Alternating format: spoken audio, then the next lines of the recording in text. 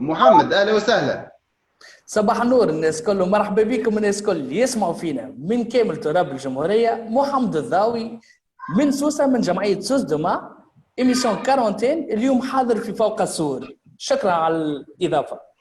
محمد نخليك تقدم انت الجمعية هذه معنا اليوم. واضح.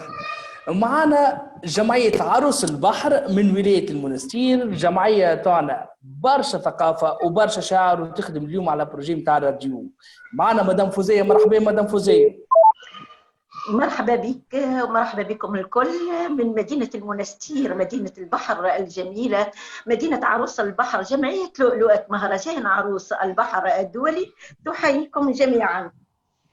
ومعنا زيادة السيف بن عبد الله، عضو في الجمعية وناشط في المجتمع المدني بالمنستير. مرحبا سيف. مرحبا محمد ومرحبا بالكيب الكل، فقصور كريم ومهدي والكيب الكل. مرحبا بكم، يعطيكم الصحة على الاستضافة. مرحبا كثير مرحبا. سيف فوزي، قولوا لي كيفاش تعديت البريود نتاع هذا الكوفيد والكونفينمون في المستير، خاصة بالنسبة للخدمة نتاع الجمعيات. نعرفوا ساعات على خاطر ثم أزمات ديما خدمة الجمعية صعبة شوية. والله في الحقيقة معناها هذا موضوع معناها وقتي يعني نعيشوه الناس الكل، وتعديت خاصة في المستير. كما تعرف المستير قبلت برشا حتى الناس المرضى في مراكز عندها، وخاصة مركز بينوزل في مدينة المنستير اللي هي كانت عندها أهمية كبيرة في تلقي هذا المشروع الكبير اللي هو مشروع المساعدة بالنسبة لهؤلاء اللي أصيبوا بمرض الكورونا. احنا كجمعيه وكجمعيات كثيره في مدينه المنستير معناها قاموا بكثير من الانشطه. شخصيا احنا جمعيتنا جمعيه لؤلؤه مهرجان عروس البحر الدولي كانت تتقابل مع فئات مختلفه من الناس ضعفاء الحال وتحاول تعاونهم بكل المستطاع، خاصه من حيث بدينا بالتحسيس، تحسيس أهمية معرفة المرض هذايا وشنو ينجر عليه، وأيضا التحسيس بموضوع النظافة اللي هو النظافة هي أهم عامل احنا نراوها كجمعية معناها باش نوفروا معناها البيئة المثلى باش نعيشوا لاباس علينا الناس الكل ونتحاشاو المرض هذا. أيضا قمنا بتوزيع الكمامات، وقمنا ببعض معناها لقاءات يعني تحسيسية كما قلنا، إضافة إلى أن قمنا بإعانات. والحقيقة اللي نقولها اللي التباعد الاجتماعي اليوم ولا غدا يلزم هذا احنا نحافظوا عليه، لان نعرفوا ان المستير مدينه سياحيه، وكذلك يجيونا من المطارات معناها يجيو من الدول الاخرى كثير معناها من السواح والكل. يلزمنا احنا اكثر نحافظوا على بعض نصائح اللي نعرفوها الكل، ونحافظوا خاصه على التباعد الاجتماعي والفتره. حافظوا على التباعد الاجتماعي. نرجعوا للموضوع هذا، وخاصه اللي تو سويت باش نبداو بالجو، والمسؤول على الجو اليوم في فوق السور هو محمد اللي باش يهزنا تو سويت للكويت. محمد حضرت لنا اليوم؟ حضرنا لكم اليوم برشا اسئله، واسئله سهلين وفما اسئله صعب للمشاركين معنا. تحب نبداو بالسؤال الاول؟ اكسيون. به ركز معي مدام فوزية. سيف ركز معي. من هاته من الوزارات التي تم استثنائهم من قانون النفاذ إلى المعلومة؟ وزارة الصحة، وزارة الدفاع، وإلا وزارة الخارجية؟ دي سيكوند.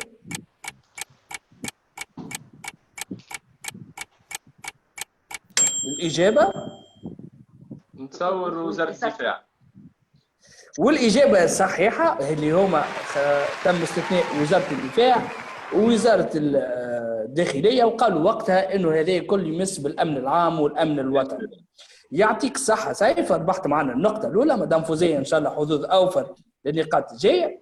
السؤال الثاني: كم عدد أعضاء التي يتركب منها مجلس الهيئة؟ كيف نقول الهيئة اللي هي هيئة النفاذ إلى المعلومة؟ 7 وإلا 8 وإلا 9؟ أظن أن العدد المركب للهيئة 7. الإجابة للأسف خاطئة، اللي هما 9 أعضاء ويتم اختيارهم عن طريق البرلمان. فما في قانون الهيئة تنفيذ المعلومة ديتاي أكثر كل عضو شنو دوره وشنو لازم تكون صفته. نمشي وتوا للعقوبات وللخطايا. العباد اللي ما تقدرش تنفذ المعلومة أو تحاول تعطل نفاذ المعلومة، يعاقب كل من يتعمد تعطيل النفاذ للمعلومة بخطية قدرها من 500 دينار إلى 5000 دينار، من 500 دينار إلى 10000 دينار، أو من 120 دينار إلى 8000 دينار. 10 سكوند للتفكير. الإجابة الأولى يعطيك الصحة. سيف الكويز الأسئلة الأولانيين ربحها معنا نقطتين مقابل 0 من نقاط من مدام فوزية. فريستايل هي روبريك اللي نعطيو الحريه المطلقه للجمعيه اللي حاضره في الاميسيون، اللي تشارك معنا في الاميسيون باش تعمل ان فورما، من بعد نرجعوا نحكيو عليه. بون مش نقول شنو حضرتونا نمشيو طول للفريستايل. نتمنى من كل قلبي للفلاس يقعد على مظهره الطبيعي لما فيه من جماليه خلاقه معناها من عند ربي، وماذا بينا ما نزيدوش ناخذوا اكثر منه باش نبنيو فيه ولا حاجه. نتمنى انه يقعد بالصفه اللي هو موجود عليها الان. نداء رئيس البلديه باش يخليونا الفلاذ محميه طبيعيه ويقعد كما هو معناها، وما يبنيوش فيه وما يفسدوش الفلاذ، يقعد كما هو كما كان قبل المستير. السلام عليكم. فلاذ المستير من المواقع المزيانه برشا في تونس، ونحن ما نشجعوش باش ماذا بينا البلاصه تقعد خضراء، ما تدخلش فيها برشا حوايج وتقعد ناتيريل ومتنفس للعباد مواطنين ولاية المستير وغير ولاية المستير، معناها يجيو من برشا بلايص يعملوا سبور دي فامي، معناها فهمتني. يعطيكم الصحة. سيف مدام فوزية، علاش اخترتوا الفريستايل هذا الموضوع هذا؟ لأنه موضوع يهم خاصة مدينة المنستير بصفة خاصة، وهي مثلا منطقة الفالاز منطقة معناها حساسة ياسر، وأي خطأ باش يقع فيها باش يكون خطأ تاريخي، لأنه الفالاز معناها باش تكون عندها أخطار بيئية إذا كان إحنا ما نخدموش الموضوع هذايا على قواعد صحيحة. يعطيكم الصحة. محمد، حضرت لنا كويز ثاني؟ حضر لكم كويز ثاني، والكويز الثاني مربوط زاده بنفاذ المعلومة وبالقوانين مباشرة. أنا استنى اللي تكون فينا توا أونلاين، الناس اللي ترش فينا الجمهور نتاع فوق قصور ينجم يشارك زاده اون كومنتير؟ بيان سور ينجم يشارك معنا او كومنتير ويكتب شنو الاجابه الصحيحه ونهي الاجابه الغلطه، واذا كان احنا غلطنا في حاجه ينجم يصلح لنا وينجم يطلب في الحلقات الجايين شنو يرى انه نحطه في الكويز نتاعنا ولا في انا دومين نجموا نغرقوا اكثر. مازلنا مكملين في نفاذ المعلومه باش نمشيو مع السؤال الاولاني. سيف مدام فوزيه باش تعطي وي ونو، فري وفو، انفو ولا انتوكس. باهي، السؤال الاولاني، اذا كان تقدم مطلب نفاذ معلومه وانت ديجا قبل قدمت مطلب كيفه، هل انه الهيكل اللي قدمته المطلب ملزم باش يعطيك المعلومه او غير ملزم؟ 10 ثواني للتفكير. غير ملزم. بالضبط، يعطيك الصحة مدام فوزية. الفصل القانوني واضح وانه يقول كل ما تقدم مطلب نفاذ المعلومة ما عندكش الحق تقدم مطلب آخر في نفس المعلومة. نمشيو للسؤال الثاني اللي هو على حكاية النشر. إذا كان قدمت مطلب نفاذ المعلومة وتكرر مطلب نفاذ المعلومة من عدة أطراف أخرى على نفس المعلومة، هل أنه الهيكل اللي تقدموا له بنفاذ المعلومه مطالب بنشر المعلومه او لا؟ نعم مطالب. 10 نعم. بالضبط مطالب بنفاذ المعلومه هذاك. علاش البلديات كل ما يقدموا لهم زوز مطالب بنفاذ المعلومه يولي الهيكل مطالب باش انه ينشر المعلومه آليا في الاجال المعنيه او بعد ما تحضر المعلومه، كما محاضر الجلسات، كما الميزانيه، كما الاوراق الاخرى اللي تهم العموم. نمشيو للسؤال الثالث. إذا كان قدمت مطلب للنفاذ إلى المعلومة وخذيت المعلومة متاعك منقوصة، هل أنك أنت ترجع للهيكل المعني تطلب المعلومة كاملة أو أنك تمشي مباشرة للهيئة؟ 10 ثواني للتفكير. الأول. صحيت مدام فوزية شكبت على وسيم في السؤال الثاني باش ينجموا يخلطوا يعملوا إكيليبر ما بين السؤال الأسئلة الأولانيين والأسئلة الثانيين. كريم ميرسي محمد يعطيك الصحة. لي كيسيون كاسحين ما نعرفش منين دبرتهم هذوما. دبرتهم من القانون مباشرة. عندك ممارسة عريقة يظهر لي في حق النفاذ إلى المعلومة. صحيح نخدموا عليها عنا برشا. يعطيكم الصحة. باش نرجعوا المستير وخاصة باش نشوفوا كيما نقولوا نبض الشارع في حق النفاذ إلى المعلومة. مدام فوزية سيف شنو حضرتوا لنا للميكرو تروتوار هذا؟ والله كنا البارح خرجنا في النهارات الاخرين معناها ذوما في مستير، سالنا برشا عباد معناها مش سواء النساء رجال صغار كبار في العمر في الفئات الكل. كل واحد كيف يجاوب الحقيقه.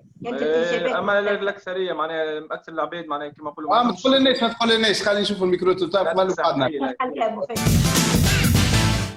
عندك شي فكرة في قانون حق النفاذ إلى المعلومة؟ والله ما عنديش حتى فكرة عليه هذا. باهي، وشنو رايك في حرية التعبير في تونس؟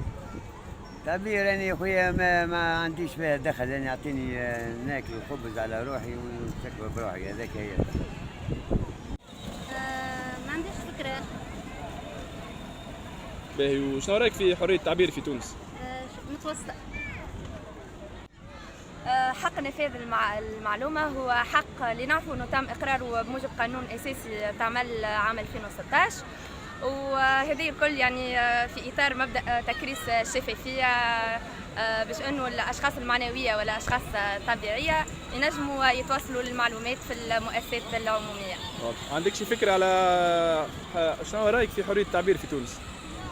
والله حرية التعبير اللي قاعدة نشوف فيه انه يعني فما تطور كبير يعني بارابور قبل الثورة وبعد الثورة. هذه حاجة الناس الكل نشوفوها سواء في التلفز ولا في عبر مواقع التواصل الاجتماعي. حاجة باهية ما لازمها تكون مأطرة أكثر الحقيقة ومقنة أكثر زيادة باش العباد ما تتجاوز الحدود نتاعها. اي هو العرض قوي في الميكرو توتوار. كيفاش نجموا نلخصوه سيف مدام فوزية الميكرو توتوار هذا؟ والله باش نقول لك كما قلت لك معناها كي خرجنا سالنا العباد من الجروسو مودو اكثر العباد ما عندهاش حتى فكره على القانون هذايا. اللي تسالوا يقول له قانون نفاذ المعلومه يقول لك شنو هو؟ اش معناها؟ ما عندوش حتى فكره على القانون هذايا. حق معناها عباد فما كيلكو زان اللي جاوبونا ممكن شي بارازار فما ايتيديونت قالت لي خاطر قاريه دروا وعندها فكره على القانون هذايا. ابار هذيك معناها فما حتى حد مختلف الفئات مختلف الاعمار كلهم ما عندهمش فكره الاكثريه على القانون هذايا. لو اكثر اللي معناها جاوبوا ربما شويه كانت متضحت لهم الفكره اللي هم شويه مثقفين ومن الناس من الشعب عامه الشعب ما عندهمش فكره الحقيقه على النفاذ الى المعلومه. معناها ديما ما نقولوش احنا تقصير في الاعلام قاعد معناها قايم الدور لكن فما زاد امكانيات اخرى ممكن نعملوها باش احنا نبلغوا شنو هي البرامج اللي نحبوا نعملوها في دولتنا والكل. فما تقصير الحقيقه من الدوله باش نوصلوا احنا ونبلغوا شنو نحبوا القانون هذا.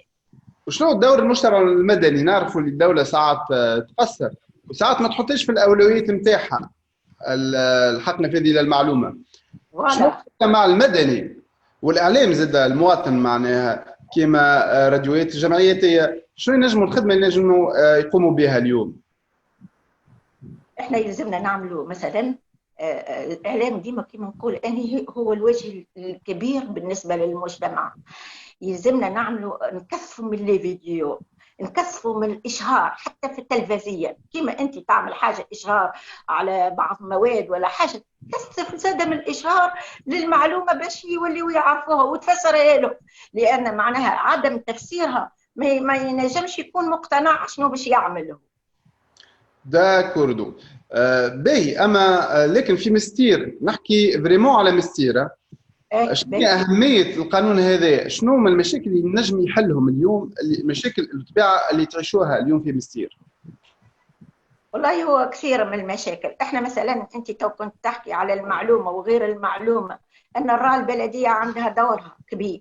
أبار الإذاعة، احنا عندنا إذاعة المستير وأنا من أبناء إذاعة المنستير، لكن البلدية أيضا يجب معناها تواكب المجتمع بالطريقه اللي يتطلبها المجتمع المنستيري. عمليا معناها مدام فوزيه سيف، معناها فما مثلا في ولايات وفي مدن تونسيه اخرى يقول لك والله فما هذوما حكايه لي رون بوان مثلا اللي ساعات يبدا معناها كجوهم عجيب وغريب وما نعرفوش عليه اختاروا فنان، علاش البلديه اختارت فنان معين وعلاش عطاتوا ساعات فلوس مهمه وهي فلوس معناها المتسكنين. الحق نفذ المعلومه زاده ساعات في مدن يساهم باش ينظم الميزانيه وباش يحصر التجاوزات اللي لازم تصير في المال العام، مثلا في طرف المال العام في مثلا الحق نفذ المعلومه على التيغان كيفاش ينجم يعاون باش يحل دوسيات وخاصه للشباب، شنو ينجم يعاونهم؟ انا عندي مثلا موضوع مثلا سورتو عندنا في بلديه المستير سورتو اللي هو مثلا عندنا قهاوي مثلا في مستير اللي كما نقولوا موقع نتاعهم استراتيجي، تلقاها على البحر على بحر الفلاس في بلاصه سياحيه باهيه. هذوكم تلقاهم كما نقولوا ماخذينهم عباد كاليبر قوي، معناها تلقاهم معناها كما نقولوا ما عندهمش مستوى ثقافي لا حتى شيء، جوست بامور ماخذينهم بحاجات اخرى. البلديه من حياتها من قبل معناها في الحاجه هذه في مستير ديما معناها القهاوي والحكايه والريستورون هذوما اللي هما يتعطاو كما نقولوا عن طريق البلديه ما ياخذوهم معناها فما اسامي 3 4 اسامي ياخذوهم هما في البلاد، هذوك هما عمرهم ما يتبدلوا. معناها هذيك الحاجه اللي ممكن في بلاد المستير نلوموا عليها ما حاجه. داكوردو، معناها على الاقل ينجم يعاون لرفع شبهات الفساد، وتعرفوا كي نرفعوا الشبهه حتى الشباب اللي ساعات مقصي من الدوره الاقتصاديه ينجم هو يولي ياخذ رخصه وحتى هو ينجم يخدم على روحه حتى مازال ديجا معناها كيما نقولوا فما برشا شباب وبرشا عاطين على العمل باش يمشي ياخذ رخصه من نيمبورت كيل معناها نتاع كشك نتاع اي حاجه معناها فهمتني، تلقاه يعطلوش بار كونتر فما دي بروجي كبار والبلديه ماهيش تدخل منهم في حتى فرنك بالحق. معناها حكايه اسماء رمزيه على الاخر، معناها يكريو حتى دي كونترا نتاع 99 سنه بسوم رمزي حاجات بالحق. معناها هذوك ديما الناس الكل تحكي شنو المعلومه بالحق نفذ المعلومه حكيت هذوما ما همش واضحين بالكل، معناها الدوسيات هذوما لازم يتحلوا. انا نرى المسؤولين صراحه يلزموا يهبطوا للمجتمع. احنا مثلا في البلديه كم مره نحضروا وتلقى معناها المواضيع معناها اللي تمس المواطن مباشره ما توصلش للمواطن. ما يكفيش انك تعمل اجتماع وتستدعي 4 حاجات انت تعرفهم ولا يلزم معناها بعض المسؤولين يكونوا عندهم معناها اتصال مباشر بالمواطن باش يعرفوا مختلف المشاكل وخاصة المشاكل هذه اللي نحكيو عليها وغيرها. يعني أنا راه ما فماش كونتاكت كبير ما بين البلدية هي الأم بالنسبة للبلاد وبالنسبة للمواطنين. ميرسي سيف، ميرسي مدام فوزيه. محمد وانت شنو جاوكم في حق نفاذ المعلومه؟ شنو من المشاكل اللي تنجموا تحلوهم؟ المشاكل الاساسيه اللي نعاني فيها كل يوم هو انه الناس الكل في القاي وتقول البلديه تسرق فينا، البلديه تسرق فينا، البلديه تسرق فينا، وما فما حد يسرق فيك اذا كان انت جيت طالب المعلومات نتاعك كل يوم. هذاك علاش فما معلومات معينه لازم الناس الكل نعرفوها كيما الميزانيه اللي هي اهم حاجه. اذا كان انت تعرف ميزانيه بلديتك وتقسيمها وفلوسك ماشيه تعرف ان البلديه نتاعك مش تسرق فيك، ويولي هو لهنا ترجع الثقه نتاعو في البلديه نتاعو ويحس روحه اللي هو عايش في بلاده اللي هي ملكه. ميرسي محمد. بالله اني ردا على محمد باش نذكره بحاجه. تتذكر احنا في مراقبون وقت اللي قرينا معناها مساله البلديه والقانون البلدي ولا باش البرامج المنبثقه على الاجتماعات وكل كي قرينا من بين المعلومه ان فما دفتر موجود في البلديه اللي اي انسان عنده شكوى او عنده اعتراض على حاجه يسجل اسمه ويدون ويطالب بقوه. ما هوش موجود، يعني نجم نقول موجود يسميوه دفتر الشكايات، ليس في متناول الناس. واي شخص انت تحكي له على الدفتر هذا ويقول لك لا علم لي. يعني فما علاش قلت لك انا فما تباعد ما بين الناس وما بين اللي هو موجود في القانون. التباعد ما بين الواقع والقانون، وهذا علاش احنا فوق السطور البرنامج هذا عملناه وانتجناه مع لي بارتنير نتاعنا اللي هما ايركس اوروب، جو اكت وارتيكل 19. جست قبل ما نسكروا البرنامج سيف مدام فوزيه كنت نجموا تحكيوا لنا اكثر على الجمعيه نتاعكم، معناها شنو برنامج شنو مهرجان عروس البحر بالنسبه اللي ما يعرفوش، وخاصه اسكو انتوما كيفاش تقبلوا اعضاء، اسكو تحبوا معناها دي جون يدخلوا معاكم في الجمعيه، شنو تنجموا توفروا لهم خاصه في التكوين والتجربه؟ هي جمعيه مهرجان عروس البحر الدولي جمعيه فنيه ثقافيه تنمويه، وتعنى بكل ما هو إبداع ثقافي فني فكري اجتماعي. والله وهي هذه فرصة باش نقول اللي احنا هذه عندنا من أهم اللي موجود في جمعية لؤلؤة مهرجان عروس البحر الدولي. مهرجان عروس البحر الدولي اللي يقع في كل دورة في 14 أوت، معناها و14 أوت يلم كل المثقفين والمبدعين والأدباء والشعراء ومن الدول العربيه وحتى من الدول الاوروبيه. وتوا ولات الجمعيه هذه ولات ما عادش معناها جمعيه دوليه، ولات عالميه، لانها ولات وقت اللي نجحت في كثيره. باش نقول لك نحكي لك شويه على المهرجان وعلى بعض الانشطه. نجحت وقت اللي نجحت انضموا حولنا 150 جمعيه من كل العالم، يعني ماهوش سهل، من العراق من لبنان من سوريا 150 جمعيه انضمت الى جمعيه لؤلؤة مهرجان عروس البحر الدولي، واصبحت معنا توأمه، عملت معنا توأمه.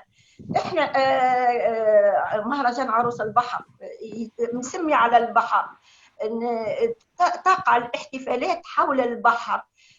نديو كما قلت لك نستدعيو شعراء من الكويت من مصر من العراق من باش يصير المهرجان ولا على خاطر الكورونا باش يتوخر؟ باش نعملوه مهرجان، احنا باش نعملوه اقل اتساع لكن باش يكون كما العاده. اما حتى اللي ما نجموش باش يجيو احنا باش نعملوا لهم تسجيل المحاضرات نتاعهم عن بعد، يعني ما يلزمناش نتوقفوا، يلزمنا نمشيو في المنهج هذاك. واحنا كما قلت لك نعنيو بكل ما هو ابداع فكري وفني وثقافي في كل المجالات.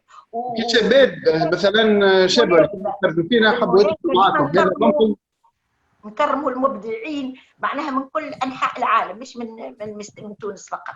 تري بيان. كيف ما الشاب ولا شاب يحب يدخل معكم في الجمعيه ومغروم بالادب والفن ينجم؟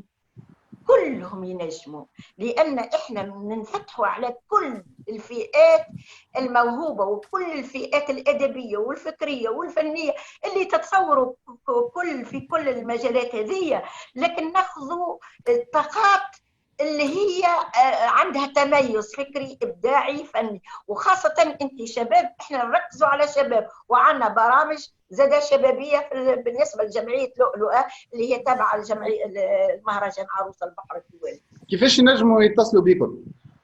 احنا نخليو لكم رقم، مش مشكل، موجوده هي على الفيس وعلى مواقع الاتصال الاجتماعي، موجوده الجمعيه هذه كما قلت لكم عندها صدى كبير، وفي كل وقت معناها احنا كان تحبوا نخليو لكم رقم، احنا موجوده الارقام بتاعنا على المواقع الاتصال الاجتماعي. اذا كان نزيدوا نحصروا الموضوع اكثر نعطيو الرقم مجددا. واحنا ماذا بينا معنا الشباب، لان احنا خاصه الشباب نشجعوا بكل فئاته وبكل قدراته الفكريه والادبيه. يعطيكم الصحه. ميرسي مدام فوزيه. ما نقول لكم ميرسي. جيست اخر سؤال السيف هذا، اما فريمون في 30 ثانيه. سنة كلنا باش اغلبيتنا على الاقل باش نصيفوا في تونس، اللي ينجم يصيف على الاقل. شنو البروجرام كي نجيو 3 ايام 4 ايام في مستير شنو نجموا نعملوا؟ شنو البرنامج؟ والله بقى مستير من الحق من اعز الاماكن السياحيه واللي تنجم تفرد فيها بدايه في تونس. عندك مستير تجي لهنا وسط البلاد، المدينه العتيقه، مارينا، الفلاز نتاع مستير معناها القصر الرئاسي، قصر المرمر بورقيبه هذاك. عندك بالحق معناها بلايص باهين برشا، الريستوران القهاوي معناها مناظر تحفه برشا. قاعد ريستوران. شنو السبيسياليتي اللي نجموا نذوقوها نتمنوها؟ والله عندك تحب سبيسياليتي معناها عندنا ريستوران بيرات معروف في تونس كل معناها هذاك في نعاودوها جست ما نقولوش سبيسياليتي معناها سيرتو في الكويزين، ما نجمش نقولوا سينو توا لي بيبليسيتي داكور. شنو السبيسياليتي اللي نجموا مثلا ناكلوها في المستير؟ سبيسياليتي والله عندنا من الحاجات اللوت جام، عندك فريد ماء، والحاجه الشعبيه برشا لهنا في مستير عندنا برشا البريك معناها عباد في الصيف ياكلوا برشا البريك. سبيسيال البريك تاع مستير؟ بريك مستير بين برشا بالحق.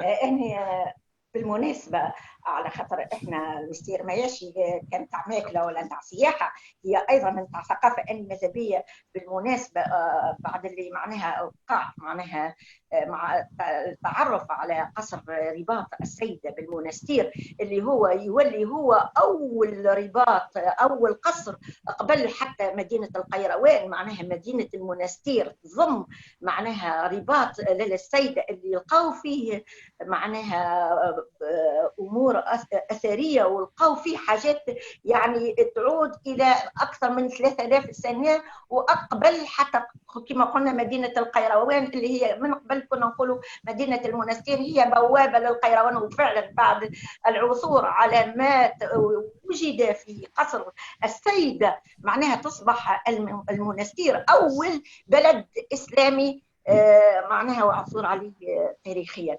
ميرسي مدام فوزية، ميرسي سيف، ميرسي جمعية التعرف، وشكرا للمنستير. شكرا محمد. ميرسي عايشك محمد.